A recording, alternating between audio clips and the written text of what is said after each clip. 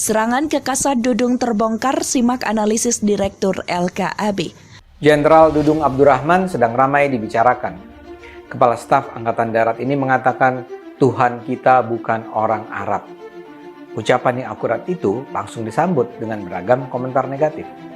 Oleh sejumlah tokoh Islam, ucapan Dudung disebut keliru, kacau, salah besar, penistaan agama.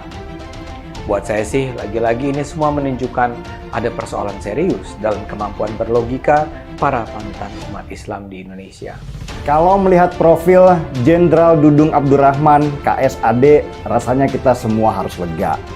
Jenderal Dudung bukan kaleng-kaleng, dia ada di waktu yang tepat dan tempat yang juga tepat. Ini berbahaya untuk kelompok radikal itu yang sekarang semakin terpojok. Naiknya pangkat Jenderal Dudung dengan cepat adalah strategi yang sangat jitu. Polemik ucapan Jenderal Dudung Abdurrahman soal Tuhan bukan orang Arab masih berlagu. Apalagi katanya Cak Nun, sapaan budayawan MH Ainun Najib, pernah mengatakan hal yang sama.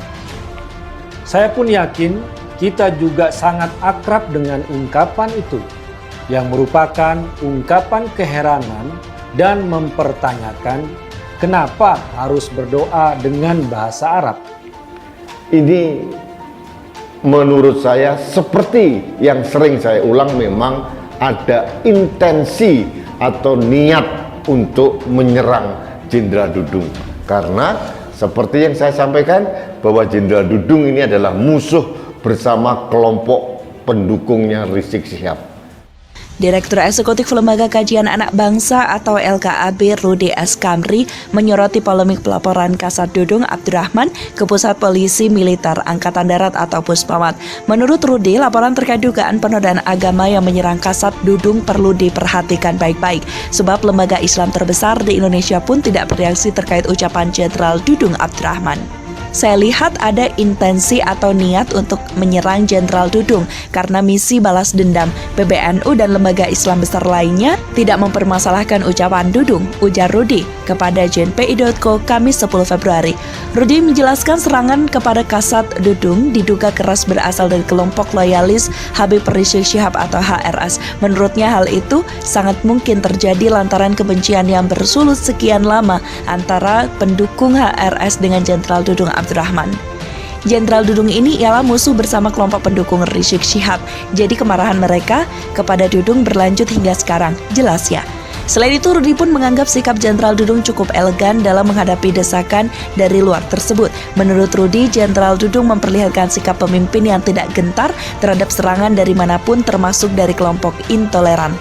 Sikap Jenderal Dudung ini sangat elegan. Dia tidak tersulut emosinya meski kerap diserang dari mana-mana, pungkasnya. Dudung mengatakan dirinya mendapatkan serangan setelah menyebutkan kalimat Tuhan kita bukan orang Arab. Dudung mengaku siap menghadapi hal itu. Dulu Ainun Najib ngomong begitu nggak jadi persoalan, karena Dudung yang ngomong dicecar. Ainun Najib kan ngomong gitu, karena Dudung ini kan diserang kelompok-kelompok itu, ujar Dudung.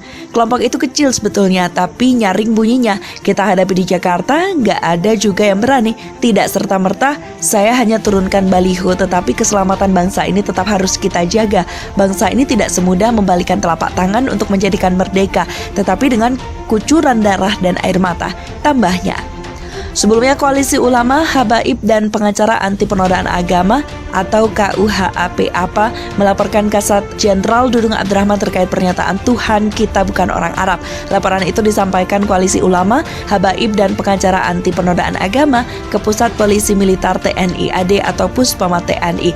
Dudung dilaporkan melanggar pasal 156 KUHP, Pasal 156A KUHP, Pasal 14 dan Pasal 15 UU RI Nomor 1 Tahun 1946 tentang Peraturan Hukum Pidana, Pasal 16 UU Nomor 40 tentang Tahun 2008 tentang Diskriminasi Ras dan Etnis, Pasal 27 Ayat 3 Janto Pasal 45 dan Pasal 28 Ayat 2 Janto Pasal 45A Ayat 2 UU RI Nomor 11 Tahun 2008 tentang Informasi dan Transaksi Elektronik sebagaimana diubah UU Nomor 19 Tahun 2016 tentang perubahan atas Undang-Undang Nomor 11 Tahun 2008 tentang ITE.